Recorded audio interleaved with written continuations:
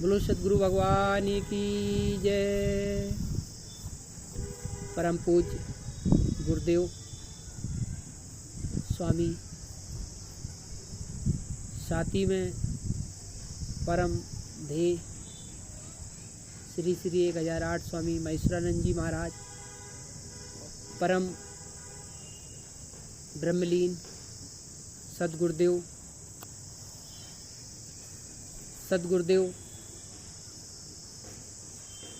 आज का जो सत्संग है वो समागम धारा प्रवाहित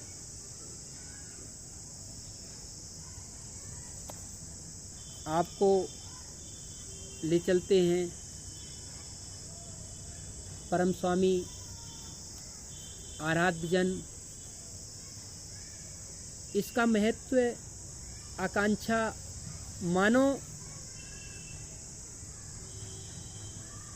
जीवन पर्यंत सिर्फ इसका एक निचोड़ कहा जाए। अनंत शास्त्रों में धर्म, सत्य, शास्त्र, वेद, वेदांत जो भी है उसका महत्वपूर्ण सार जो निचोड़ आता है, जो तत्व आता है, वो सिर्फ सत सनातन निष्काम भाव से परमात्मा स्वरूप में रमण करना। इसी के साथ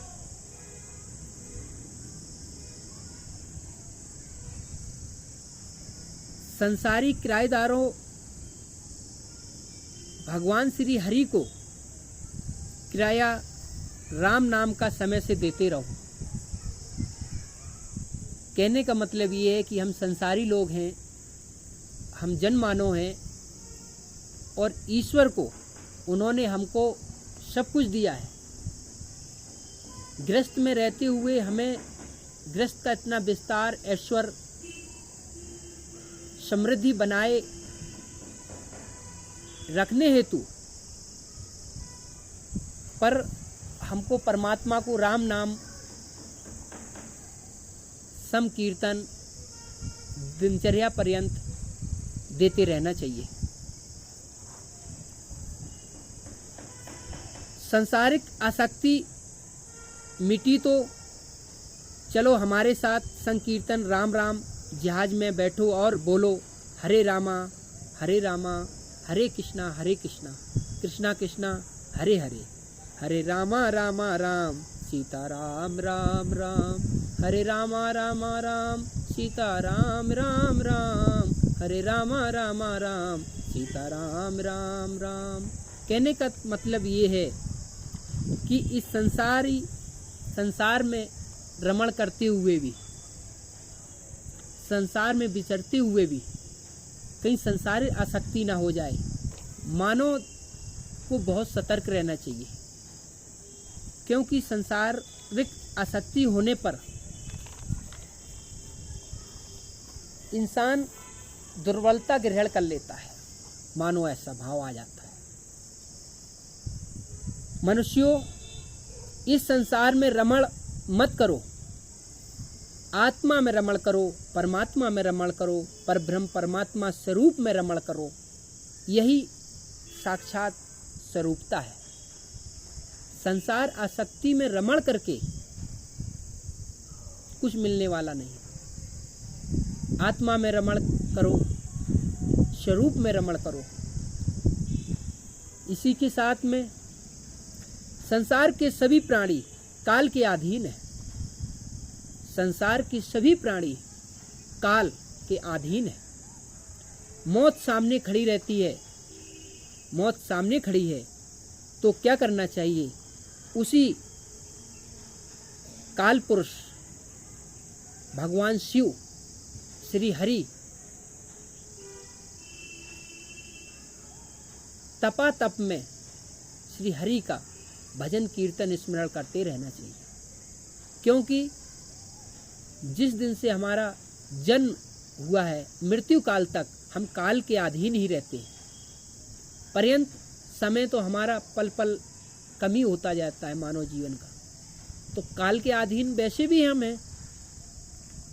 तो कहने का मतलब हमें पुरुष परमेश्वर आदि अनादि जो अविनाशी हैं उनमें रमण करते रहना चाहिए, उनका ध्येय करते रहना चाहिए, उन्हीं में सर्वोपरि है।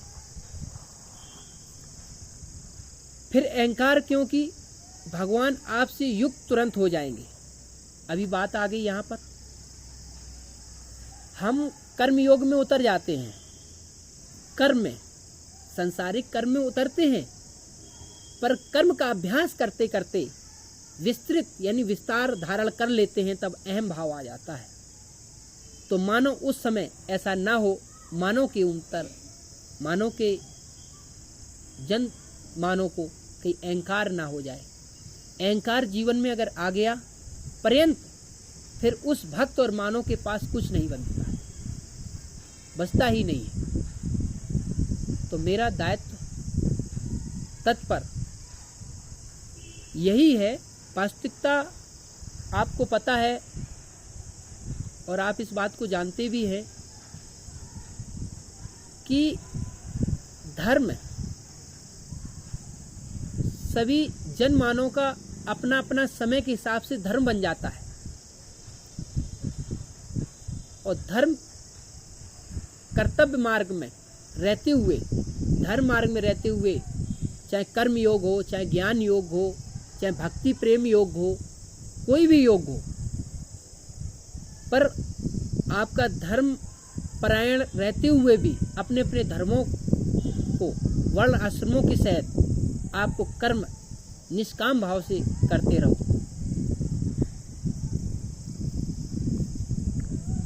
अपना कल्याण खुद ही करना पड़ेगा, दूसरा कल्याण करने नहीं आएगा। अनंत जीवधारी इस मानव मृत लोक में अपना अपना कर्म अदा करके, अपना अपना फल लेकर के अपना अपना प्रारब्ध बनाते हैं। और प्रारब्ध का मतलब ये हो गया एफडी, साकाम भाव, निष्काम भाव और स्वार्थ भाव। जैसे तमोगुण, रजोगुण और सतोगुण, आप समझ पा रहे? भगवान ने भी तीनों गुणों को धारण करके ही इस सृष्टि की रचना की थी। उन्होंने पालन करने में कोई दुख नहीं है, संहार करने में भी कोई दुख नहीं है, क्योंकि उनकी माया एक अनवर्चनीय माया है। वो किसी चीज में दुख नहीं करते, ना ही सुख करते हैं। सांसारिक सुख एक भय भ्रम मात्र है। तो कहने का मतलब, जो भी शब्द पर्यंत हम बोल रहे हैं, वास्तविकता एक एक शब्द का बहुत विस्तार है, बहुत ही विराट रूप धारण करे है, विराट परपज्ञ है। पर अब हरि अनंत, हरि कथा अनंता, कहने मतलब एक शब्द, ब्रह्म शब्द, जो भी तत्व रूप के शब्द हैं उनको विस्तार देना हम कुटिल प्राणियों की वश की बात नहीं है। एक एक शब्द ऐसा शब्द है ईश्वर का शब्दावली में कि एक ही शब्द कई साल लग जाएंगे उसको विस्तार करने में। तो आप सब समझदार हो, मानते हो, समझते भी हो, जानते भी हो। कहने का मतलब तीनों कालों में सूक्ष्म रूप से हम यही कहेंगे कि मान लेना ही उचित है। हम जैसे कुटिल अधम प्राणी की कोई प्रसन्नता भी कर दे, रहा नहीं जाता है। पहले तो किसी की प्रसन्नता सुननी नहीं चाहिए, प्रसन्नता कर लो भी तो कान बंद कर लेना चाहिए। वैसो तो प्रसन्नता अपनी ना खुद करनी चाहिए, ना सुननी भी चाहिए। अब कह दो क्यों? क्योंकि प्रसन्नता से अहम भाव आ जाता है। कोई भी धार्मिक प्रवृत्ति का, सत सनातन का, या कोई भी कार्य करते हो, कोई अच्छा काम करते हो, चाहे वो गृहस्थ का काम हो, समाज का काम हो, अर्थात भागवत स्वरूप कार्य हो, किसी की बड़ाई को, अपने स्वयं की बड़ाई को नहीं सुनना चाहिए। संसारिक सुख लेना ही चाहता है तो सावधान होकर के हर पल हरी तरफ ध्यान करता रहा, जैसे चोर सावधान होते हुए चोरी करता है। इसी प्रकार संसार में आपको श्री हरि नाम संसार में रहते हुए चोर जैसे रहना है। कहने का मतलब, चोर का मतलब ये हो गया कि संसार आसक्ति में कहीं ना फंस जाओ।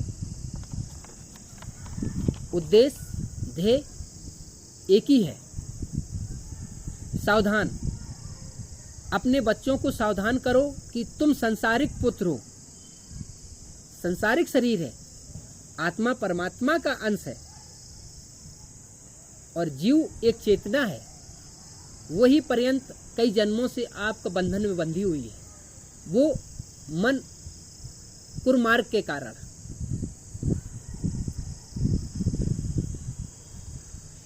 अपने बच्चों को लाड़ दुलार करो, मोए प्रेम जो भी करते हो, पर ये देखना, ये सतर्कता रखनी है कि बच्चे को इतना हम प्रेममयी और मोहमय वो बस में कर दें कि संसार में ही लिप्त हो जाए।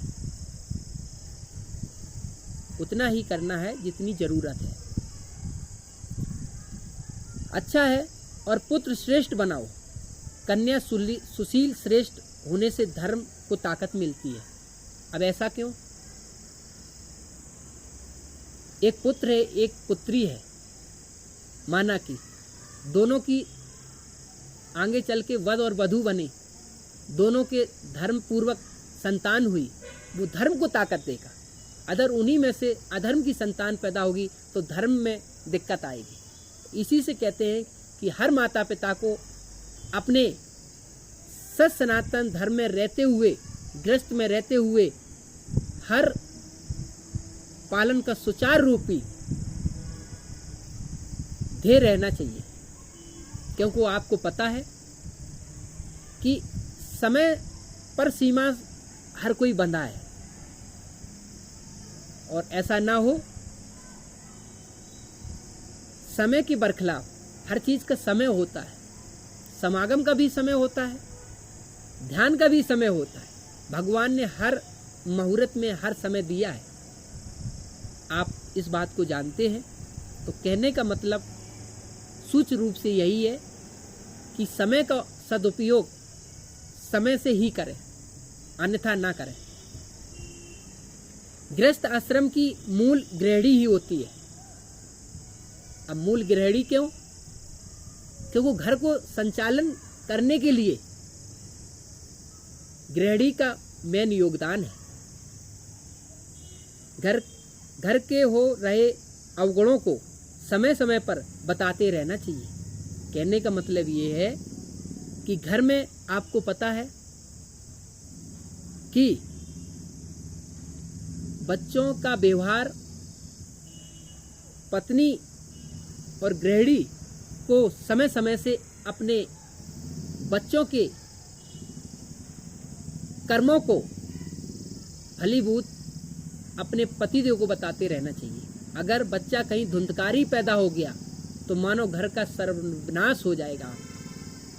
गोकर्ण जैसे बच्चे होने चाहिए, उससे धर्म में ताकत मिलती है हमारी। और धर्म है तब हम हैं, धर्म नहीं है तो हम भी नहीं हैं। हरि कीर्तन डेली घर में करवाओ, पूरा परिवार सहित बैठो और पर डे के दिन एक नियम बना लो, 10 मिनट 20 मिनट आधा घंटा जितना बन सको। क्योंकि कलयुग में मेरे को पता है कि समय किसी के पास नहीं है, समय होते हुए भी नहीं है, पर 10 मिनट 20 मिनट भगवान के लिए पूरा परिवार बैठो, हरि नाम अवश्य करो। क्योंकि हरि से जुड़े रहोगे तो आप समीप रहोगे भगवान के, और समीप नहीं रहोगे तो दूर चले जाओगे तो बड़ा मुश्किल हो जाएगा। इस मृत लोक का आपको नौका जो है वो श्री हरि कीर्तन ही है। मर्यादा के अधीन होकर के सभी कर्म करने चाहिए। दोनों पति पत्नियों को निष्ठापूर्वक कर्म के गृहस्थ को सनातन से चलाना चाहिए। बात वही आ गई दोनों दाम्पत्यों को, पति पत्नियों को एक मर्यादा, भगवान श्री राम मर्यादा पुरुषोत्तम थे, कृष्ण लीला पुरुषोत्तम थे। तो भगवान ने, आपने देखा होगा कितने कष्ट सहन करे, पर मर्यादा कभी उन्होंने नहीं तोड़ी। कष्ट आते रहते, सांसारिक कष्ट हैं, सुख भी आएगा, दुख भी आएगा, पर ये नहीं कि हम मर्यादा को तोड़ दें। जो धर्मात्मा लोग होते हैं, जो बुद्धिजीवी लोग होते हैं, वो कभी मर्यादा को नहीं तोड़ते। समाज में भी मर्यादा रखते हैं और अपने परायों के बीच में भी मर्यादा रखते हैं, मर्यादा को नहीं भूलते हैं, क्योंकि ये भगवान राम हमको सिखा के गए, उनका अनुसरण करना चाहिए। और संचालक, व्यवस्थापक एक दूसरे की पूर्वक होने चाहिए। कितनी अच्छी